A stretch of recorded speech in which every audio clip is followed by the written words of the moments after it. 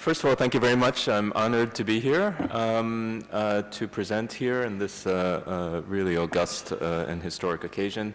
I first want to thank my co-author, who is Dana Birdie, who is a distinguished professor and has done extensive research on expanding community-based education, for example, in Afghanistan. And so she has conducted one of the more historic studies of the effects of expanded community schools in very, very challenging environments on actually completely eliminating the gender disparities in access to education in the country of Afghanistan.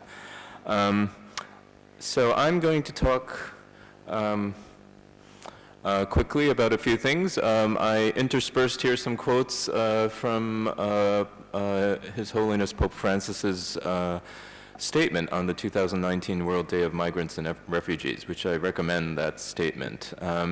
So first I'll provide a global update of education among refugee and displaced children, then tell you the good news, which is what the language of the Global Compact on Refugees says for as global guidance for education, but then the bad news of the global reality, which is multiple forms of exclusion, and then back to some good news, which is a variety of solutions which are school-based, mobile technology and media-based, youth and provider-led, or perhaps the most important, comprehensive national policy architecture for refugee education.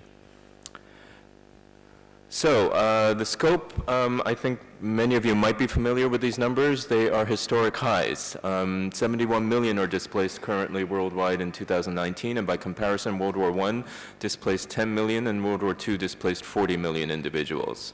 Over 50% of these are children and youth, and in 2018, 29 million children were born into conflict-affected contexts. So that bodes really poorly, of course, for their early brain development, their early well-being, and their long-term development. Only 3% of humanitarian assistance funding worldwide goes to education and learning, and only a fraction of that goes to early childhood development beyond survival. If we then look to access to schooling, 104 million children, or 1 in 3 children 5 to 17 years old in conflict or disaster-affected countries are not in school. And at every level of school, primary, secondary, and tertiary, the access for refugee children is much lower than for children of all children globally. The risks that this poses, in a variety of the papers today and tomorrow, talk about the kinds of caregiver and child exposure to stress. It's a triple form of stress for refugees, which is that prior to flight, clearly folks leave their homes because something is not going right, and that is a conflict, that might be disaster, that may be severe injuries. In our initial survey work with Syrian refugees in Jordan, we had a 10-item index of severe, these are nothing was like minor. These are things like witnessing an injury, having been injured yourself, knowing somebody who was tortured, knowing someone who died, a building being bombed that you've seen. And I've never seen a distribution like this. It was flat. There were equal numbers who had experienced 1, 2, 3, 4, 5, 6, 7, 8, 9, and 10 of these factors. So these are extraordinary rates of exposure. The good news is that since 2011 or so, UNHCR has changed its guidance on education from let's do as well as we can for refugees wherever they are if they're stuck in refugee camps, to one that is explicitly about inclusion in national education systems. And so this is some of the core language. That nations are expected to enhance and expand the quality and inclusiveness of national education systems to facilitate access for both boys and girls to 3 levels, primary, secondary, and tertiary education. Importantly, to minimize the time that refugee boys and girls spend out of education, ideally a maximum of 3 months after arrival. And I think many of you probably know that certainly the United States has violated some of these.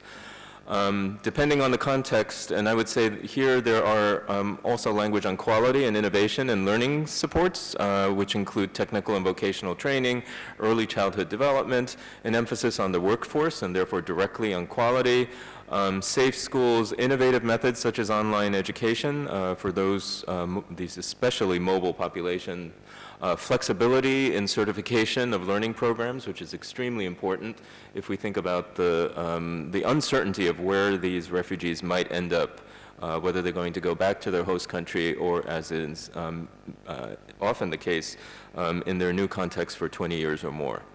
I'm going to give a tiny case study of the Rohingya in Bangladesh, where we currently are doing a lot of work. This is one of the daunting photographs of the flight into the Cox's Bazar area of Bangladesh, where in the summer of 2017, about 700,000 people fled, their villages being bombed. This case, as you may know, is now in the international courts as a case of genocide.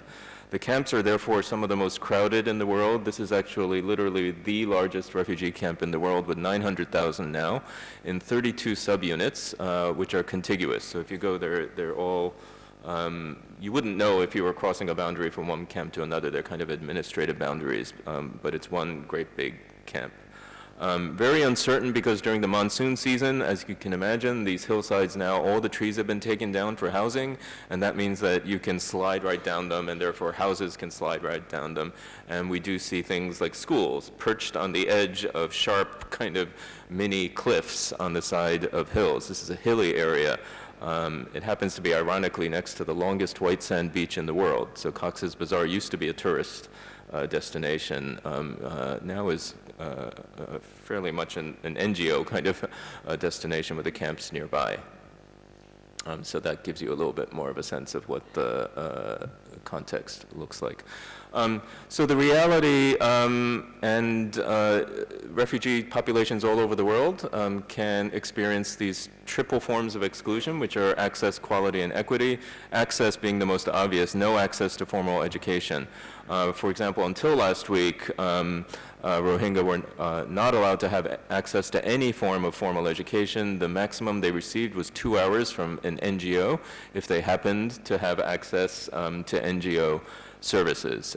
Some piloting apparently is now going to begin around applying the Bangladesh national curriculum, but the language is only going to be, a language of instruction is only going to be Burmese, which means that their home language will not be respected or included in instruction, and neither will Bangla, which is the mainstream language of instruction of Bangladesh. So that's a very clear sign that you are not being prepared for the Bangladeshi workforce if that language is not something you're allowed to learn between the ages of 5 and 14, which is the basic education years in Bangladesh.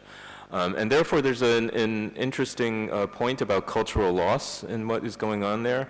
And then there are enormous equity issues with different levels of access across early childhood, primary, virtually no secondary at all, and zero tertiary schooling in this context. Gender, with pressure on adolescent girls to marry by age 15, at which point they marry out, and that new family gets a card from the UNHCR as its independent access to resources. So there's a kind of an incentive for families to marry their daughters out as soon as they reach the end of primary education, which is 14. So now moving to school-based and to solutions, one model that we are now starting to evaluate is run by BRAC, the largest NGO in the world, and it's called the Humanitarian Play Lab, and it is their 2 to 6-year-old preschool curriculum, part of a LEGO humanitarian play initiative, a partnership between BRAC, Sesame Workshop, and the International Rescue Committee.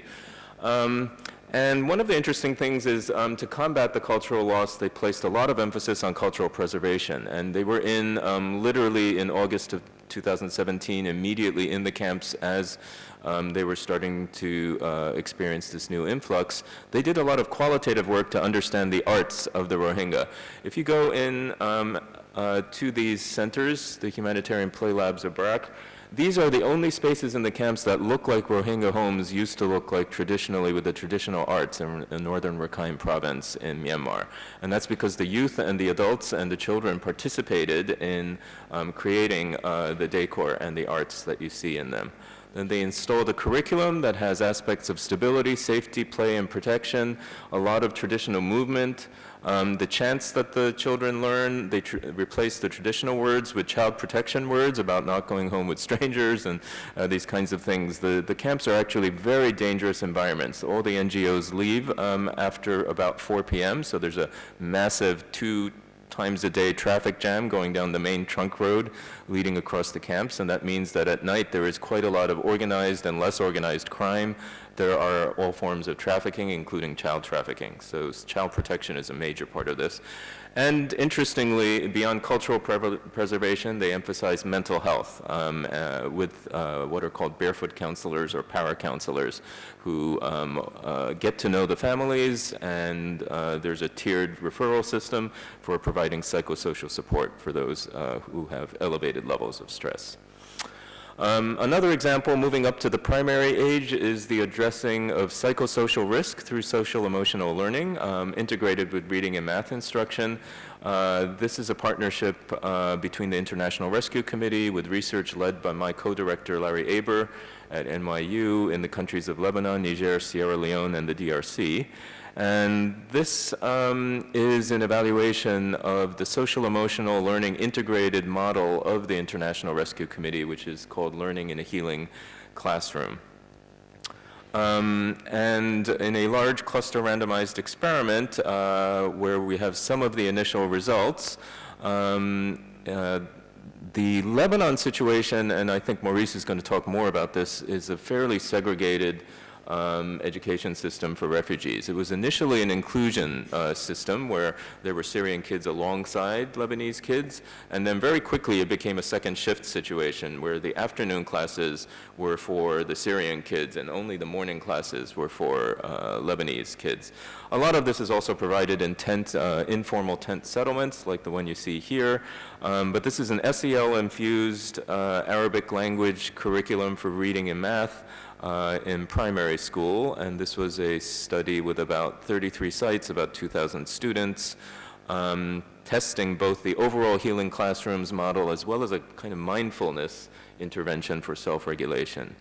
Going backwards, that's right. So this incorporates some emphasis on quality, teacher training and teacher learning circles, coaching support through IRC staff visits. These are all local staff who are teaching in these programs. And the mindfulness are brief 5 to 10 minute activities that are incorporated into transitions. And okay, I think I missed some, okay. So the mindfulness program reduces children's perceived stress and improves their resilience as hypothesized. And the overall IRC approach of the healing classroom improves kids' perceptions that schools are caring and supportive, that they're respectful and inclusive and safe. It improves assessor reports of the kids' behavioral regulation, and it improves letter recognition, word dictation, number identification, addition and subtraction. So it gets kids above the threshold of non-literacy of basic numeracy. It is not yet affecting the more advanced vocabulary and comprehension skills, but it's a start here. Moving to mobile technology and media solutions. This is a video game-based approach to learning, reading, math, and self-regulation skills that was developed out of a center called CREATE, together with Selçuk Şirin and Bahçeşehir University in Istanbul for Syrian refugee children in Turkey called Project Hope. And again, this was a randomized experiment. Games for learning were played 2 hours a day for 4 weeks. This can be easily adapted onto tablets. And it produced increases in Turkish language skills, in executive function skills, and in basic coding skills. So they're looking now for funding to scale that up. A second example around media is a TV show that happened to start 1 week ago, and so you might have read the New York Times article about it that came out last Sunday. There's a new Sesame Workshop TV show called Ahlan Simsim, which means Welcome Simsim. And unlike any other Sesame Workshop show ever, an entire season is devoted to emotions and emotion regulation. And so the idea was that for children who've suffered displacement and where their families have experienced higher levels of adversity, that it may be useful to actually do something that's a very focused curriculum. Now, Sesame has done focused curricula before on things like intergroup relations for an Israeli-Palestinian show.